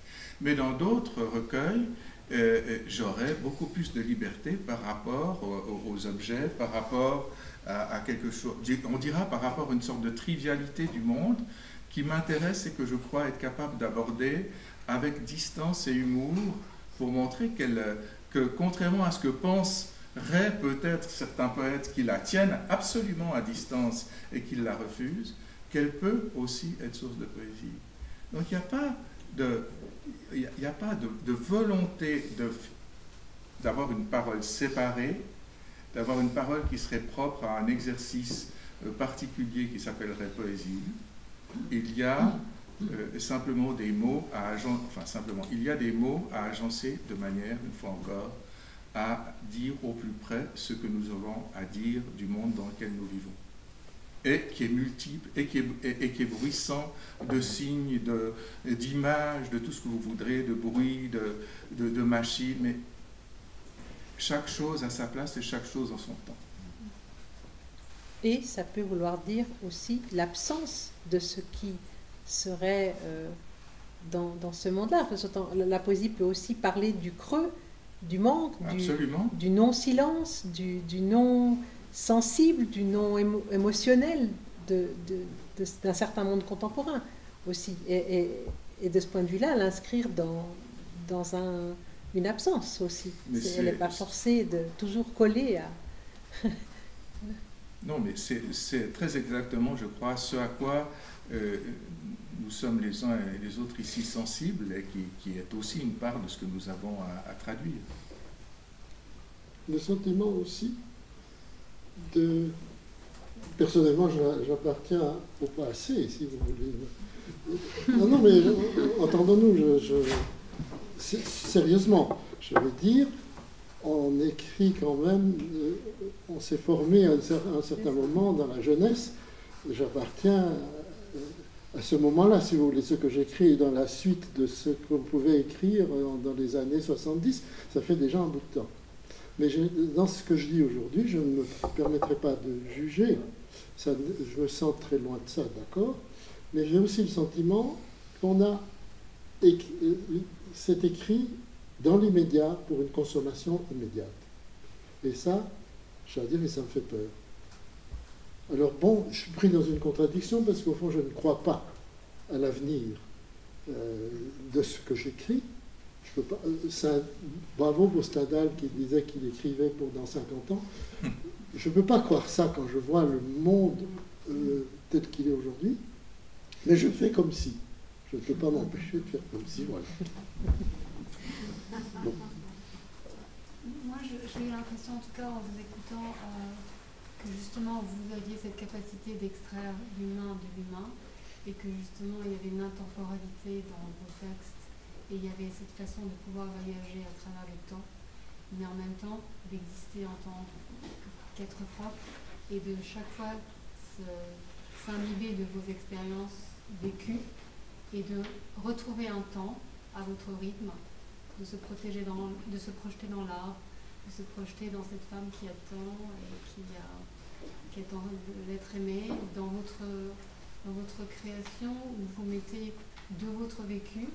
Et je trouve que c'est ça la poésie, et que la poésie, elle est capable de vous faire ressentir des émotions plus profondes de vous-même à travers une expérience autre, mais qui en fait nous réunit avec chacun. Et ça, je pense que le moderne n'a pas du tout une façon de l'ôter ou de le rajouter. Je pense que l'intemporalité de l'être et de ces émotions nous donne cette capacité d'extraire la poésie à travers tous les temps, et je ne pense pas que l'époque soit... C'est faux. Sans doute. Sans doute. La question serait aussi pourquoi est-ce qu'on continue à lire les poètes du passé et à y trouver une langue, et à y trouver un imaginaire, et à y trouver quelque chose qui nous concerne, si c'était complètement quelque chose de collé uniquement au présent. Martin, tu avais des choses à dire à ce sujet? Question. Bonsoir, merci beaucoup. J'avais une question plutôt sur les découvertes en poésie. On a parlé d'amitié au début de la soirée. Alors je pense que la lecture et la vie en poésie peut se faire de manière très solitaire, mais elle peut être aussi partagée. J'aurais voulu savoir si, comme ça spontanément, il y avait certains auteurs, comment vous découvriez, si vous avez eu l'occasion de découvrir certains auteurs à travers des amis ou des gens qui partagent vos affinités poétiques. Alors c'est un peu une question comme ça. Mais bien sur sûr. Comment on découvre le poète, la poésie, les poèmes, les œuvres. Dans un sens, C'est ce que j'écrivais à Sylviane. Qu'est-ce que ça veut dire, amitié politique? En un sens, il n'y a d'amitié que au sens large. Et manifestement, entre les trois poètes dont il est question dans le Tout-Puissant de la poésie, il ne s'agit pas que d'un échange littéraire, mais d'un partage beaucoup plus large. Alors, il y a des amis, et il y a une sorte de corps, de camaraderie. Je parlerai bien volontiers de camaraderie littéraire. Et on n'est jamais seul, si vous voulez. Ça, on est seul pour écrire dans son coin, mais on est toujours en présence d'autres. Et je pense qu'on parle d'admiration, de colère, Mon expérience, en tout cas, c'est... L'âge venu, c'est plutôt... où je suis heureux, c'est dans un sentiment d'égal à égal avec les gens avec lesquels je suis resté en communication. Hein? Et puis que ça, c'est des amis. Mais quant à il nous vient des tas de choses. Dans une interview, je relève ça, on me posait à peu près cette question, et je pensais à la quête du Saint Graal, où les chevaliers de la table ronde décident de partir à la quête du Graal. C'est une entreprise commune, mais ils décident d'aller chacun pour soi. Ils entrent séparément dans la forêt. De temps en temps, ils se rencontrent fugitivement, ils se donnent des tuyaux, ils se disent « j'ai vu ça » ou « j'ai rien trouvé », et ils se séparent. Il n'y a pas meilleure idée, je crois, de ce qui se passe dans l'écriture. Il y a les amis qui auraient... Mais il y a les amitiés, enfin, avec...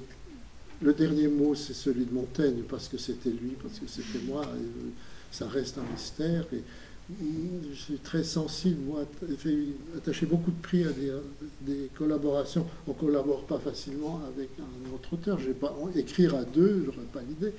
Mais le rapport avec un artiste, vous ne savez pas pourquoi c'est réussi, si c'est réussi.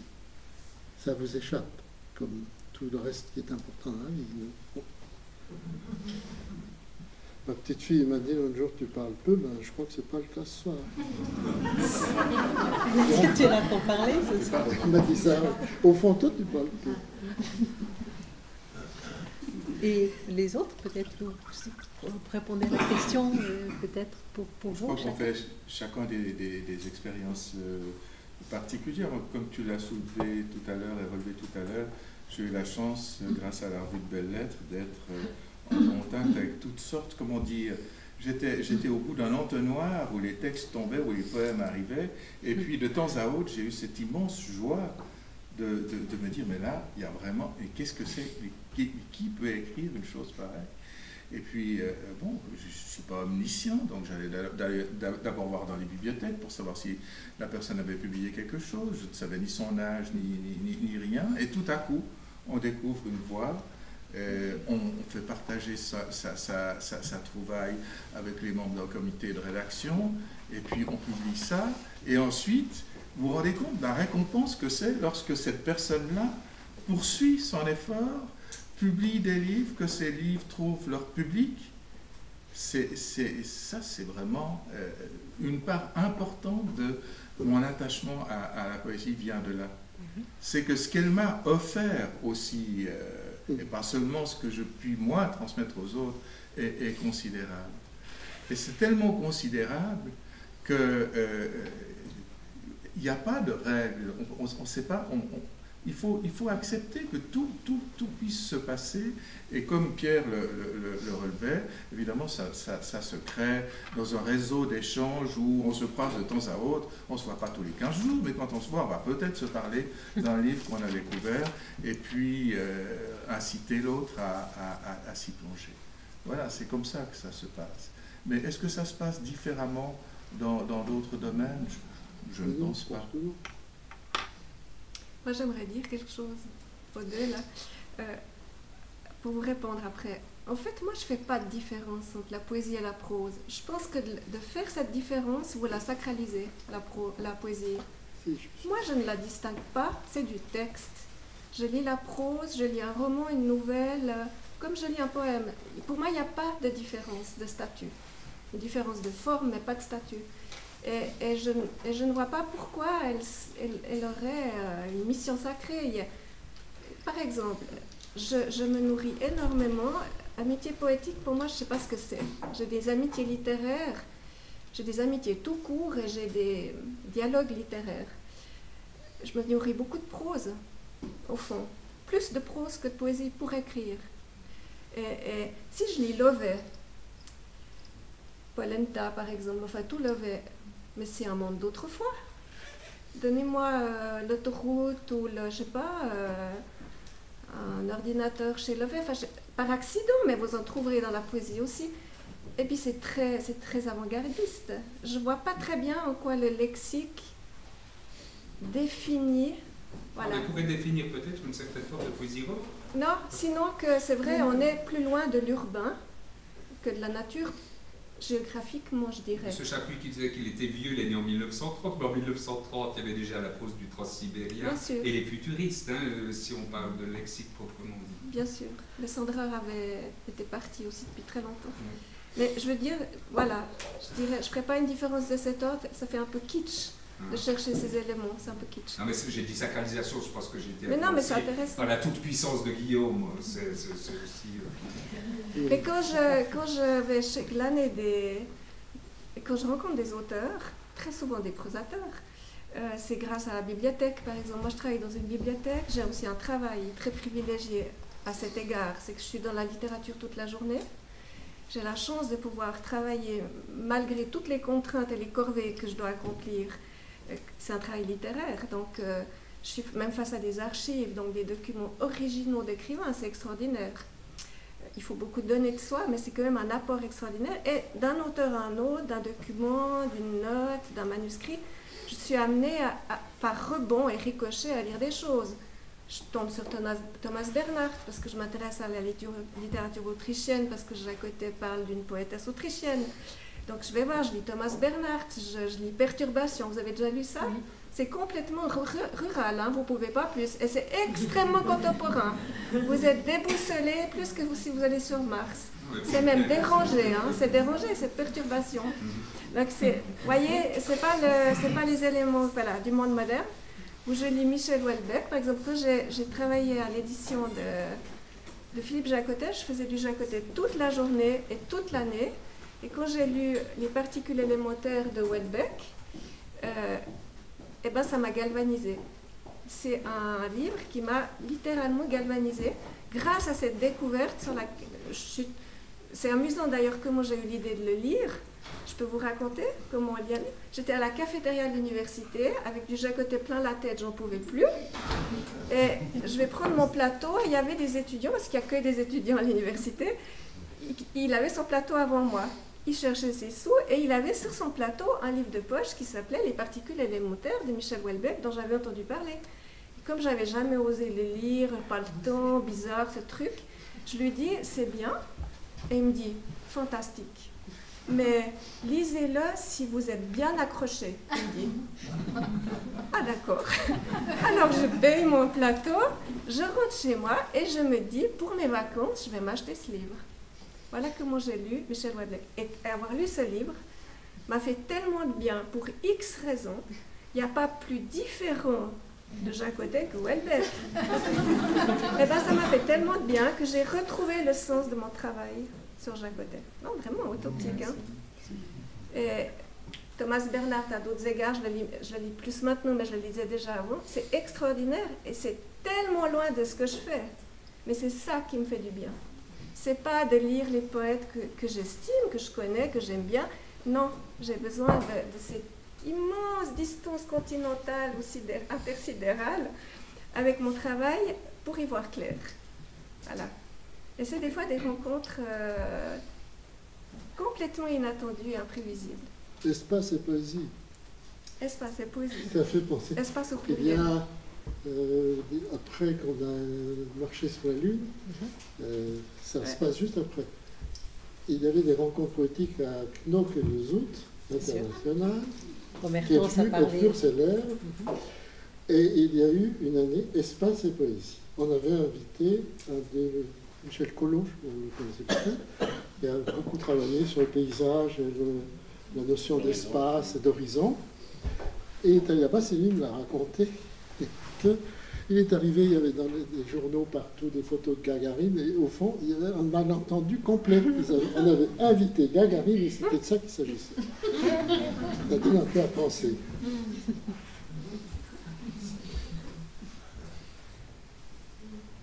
On a peut-être le temps pour une question encore.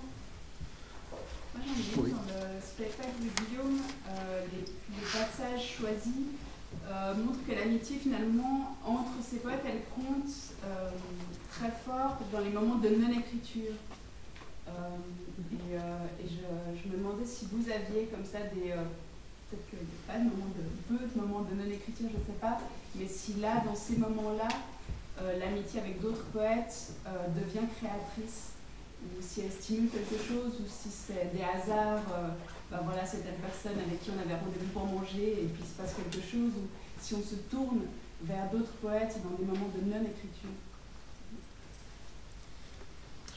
Moi, c'est la traduction. C'est par exemple Marion Grave qui m'a sollicité, j'écrivais plus,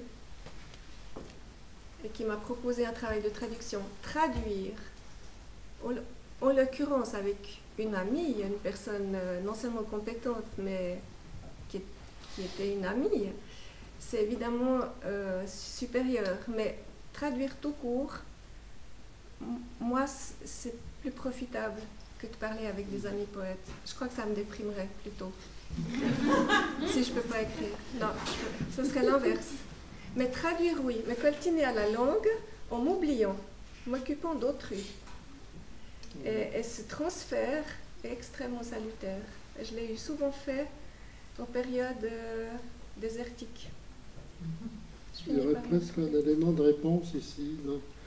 Je dois dire que je ne lis pas beaucoup les correspondances, je ne lis pas beaucoup les journaux intimes, etc. Mais, et ça ne devrait pas déplaire à M. Chenevière, dans les jours depuis qu'on est question de cette soirée, j'ai rouvert la correspondance entre... il y a un invité de plus ce soir qui est Marcel Raymond. J'ai regardé la correspondance entre Roux et Marcel Raymond. Et oui, il met ici en parallèle les instants de solitude et les instants de rencontre. Je lirai ce fragment de lettre du 5 janvier 1955. C'est Gustave Roux à Marcel Raymond. Il me vient, au cours de nos entretiens amicaux, une sorte de honte paralysante. Je ne me sens plus le droit de rien dire, ne sachant plus bien qui parle quand je parle. Mais d'autre part, une présence comme la vôtre me rend heureux, puisqu'à l'inverse de tant d'autres, elle me signe et garante d'un véritable échange possible. Vous souriez de cet aveu, cher ami. Les seuls moments où j'ai une conscience quelque peu raffermie d'exister, c'est tout d'abord lors de rencontres comme la nôtre. Et il a mis en surcharge, cela ne contredit qu'en apparence ce que je vous disais un peu plus haut. C'est tout d'abord lors des rencontres comme la nôtre, puis au long des routes, quand je rejoins le personnage que je fus si longtemps, frôlé puis hanté de certitudes presque incommunicables. Que n'apprendrait-on si l'on savait lire ou entendre ce que nous répètent avec une patience désespérée les paysages, excusez-moi monsieur, les fleurs, les bêtes, et n'y aura-t-il personne jamais pour répondre à ces signes, à ces appels incessants? Personne pour entendre nos mots, nos morts. Hélas, il faudrait passer sa vie à accomplir cette quête, etc.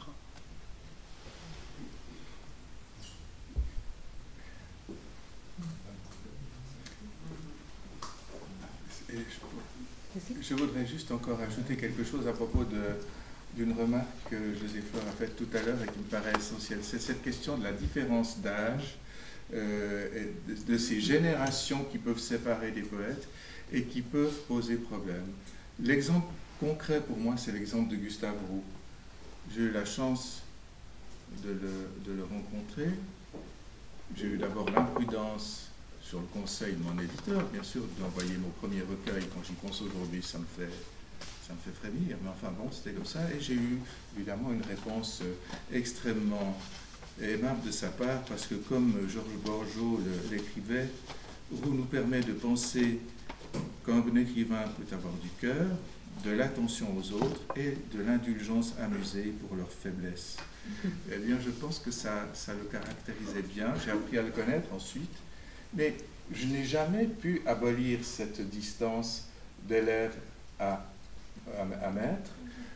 D'autant plus que ce maître se dérobait constamment. Ce n'était pas un maître qui vous enseignait, c'était quelqu'un qui vous écoutait, qui vous écoutait dire des banalités, voire des bêtises un après-midi durant, et qui vous raccompagnait aimablement à la porte en vous donnant le chemin. Et il est arrivé, évidemment, immanquablement, un moment où je me suis demandé quel sens avaient ces visites que je faisais à Carouge. C'est devenu à un moment insupportable, voire insupportable, non pas à cause de la personne de Roux, mais à cause de cette distance que vous disiez, et qui devenait de plus en plus évidente, d'autant plus que, entre-temps, il avait, à l'incitation d'ailleurs de Philippe Jaquetet, il avait repris le travail un peu plus sérieusement, avec les traductions de... Est-ce que c'était Trakl? Oui, c'était Trakl, et puis... Non, je parle de 65, c'était Hölderlin. C'était Hölderlin, mais aussi c'était l'époque où il a sérieusement travaillé à achever Requiem, et puis c'était la période aussi où, à l'incitation de Philippe Jaquetet, il a rassemblé peu à peu les pages qui donneront Campagne perdue.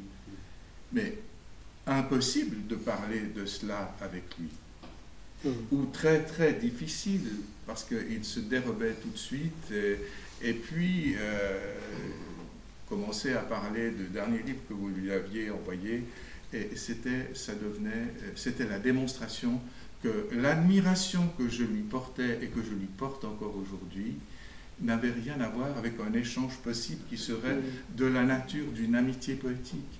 Bien sûr qu'il m'écrivait cher ami, comme je lui écrivais cher ami aussi en lui répondant, mais cela n'avait rien à voir avec effectivement quelque chose qui relèverait d'une, disons, amitié autour et à cause de la poésie. Et si je me permets de dire cela, c'est parce que je l'ai vécu profondément, et que ma première visite datait, si je me souviens bien, enfin non, je ne me souviens pas, mais je vois ici que c'était en 65, je suis monté à Carouge pour la première fois, et en 73, j'ai fait une dernière visite en sachant que ce serait la dernière. Donc c'est très important. Je pourrais le dire aussi, je pourrais dire la même chose aussi, puisque j'ai connu les trois auteurs dont on a parlé. Je pourrais dire la même chose de mon admiration pour Jaquetet et des contacts que j'ai eus avec lui. J'ai eu la chance de travailler avec lui à l'instant où il s'est agi d'aller à Carouge pour répertorier les manuscrits de Gustave Roux. Et comme à l'époque je pratiquais le barreau, Philippe m'a demandé de l'aider à avoir des contacts avec les éditeurs, à rédiger les contrats. On a passé des après-midi ensemble. Mais là aussi, la même distance n'a jamais pu être abolie. Avec Maurice Chapin, là, c'était encore une autre expérience du même type. Il y avait une force, en Maurice, il y avait une force, il y avait une voix tellement forte pour moi que je me sentais comme rejeté par quelque chose à quoi je n'atteindrais jamais. Alors, on a partagé parfois, je me suis senti rejeté parfois, et puis d'autres fois, j'ai reçu de lui des témoignages d'attention absolument extraordinaires, qui sont des lettres auxquelles je tiens énormément. Mais là non plus, la distance et cette relation de jeune poète, en quelque sorte, à un poète accompli, n'a jamais pu être abolie. Mais ça n'a rien à voir avec l'attachement qui nous lie à ces œuvres, et ce que elles nous ont apporté. Mais c'est un fait c'était très important de dire cela. S'il y a quelque chose de l'ordre d'une amitié poétique en poésie possible pour moi, comme celle qui me lie aux poètes qui sont ici, à des titres divers, mais tout de même, c'est dans des possibilités simplement de partage aux instants les plus sombres, aux instants de vide, et de s'apercevoir que d'autres passent par des moments semblables et que eux aussi, tout à coup, se posent la question de devenir de l'écriture, voire de la légitimité de la poésie, eh bien ça, je vous assure que ce n'est pas peu de choses. Mais ça ne se cultive pas par des échanges de correspondance continue, ni par des rencontres continues. Ça se passe dans des instants particuliers où ce compagnonnage, ou ces rencontres que tu évoquais, Pierre, prennent un sens décisif dans nos vies. Et puis savoir que les autres continuent de travailler à côté aussi. À la Ah. limite, la poésie s'arrête quand plus personne n'y travaille. Et donc savoir que les autres continuent, Il y a des hauts ça et des bas, rassure mais oui. d'une certaine manière de se dire Enfin, en qu'elle tout est cas pour moi, pour d'autres, vivante c'est par pas- les autres. Pour moi, Une oui. manière d'être épaulé. Ouais, c'est ça. Même si on fait des choses totalement différentes. Ou encore peut-être de s'interroger ensemble sur certaines choses. Actuellement, je dois une longue lettre à Pierre Chapuis. Ah bon? Oui. Au sujet de quelque chose qui nous a tous les deux étonnés, c'est-à-dire d'un rapprochement que l'on pourrait faire entre Ah oui, d'accord. la poésie de Follin et celle de Dubouchet. Au premier abord, tout semble les séparer, mais quand on regarde quelle est l'économie de moyens, ce qui est mis en œuvre dans leur travail, et qui a fait que l'un, Pierre, se soit attaché à Dubouchet, que j'aime beaucoup, que j'ai même rencontré plusieurs fois, et pour moi, à quelqu'un qui est évidemment du début du siècle dernier, en quelque sorte, puisque Follin était né à la fin du 19e siècle, eh bien, là, il y a des choses, on va apprendre aussi, Oui, on apprend des choses sur nous-mêmes en partant d'hypothèses improbables, voire en jetant au vent des idées qui n'ont peut-être pas d'appui dans un premier temps, mais qui nous reconduisent quand même toujours à des préoccupations que nous avons. Et ça, c'est quelque chose à quoi je tiens et que je partage avec quelques-uns. Et puis d'autres, eh bien, le partage se fera par la lecture, par simplement une manière de suivre leur propre cheminement et de se dire qu'on n'est pas seul dans cet exercice et qu'il y a effectivement des gens qui travaillent, des gens qui continuent, des gens qui croient en la poésie avec nous et qui font que nous avons peut-être encore des raisons d'espérer. Je crois qu'on n'aura pas trouvé plus de mots de la fin. Ça ne m'étonnerait pas.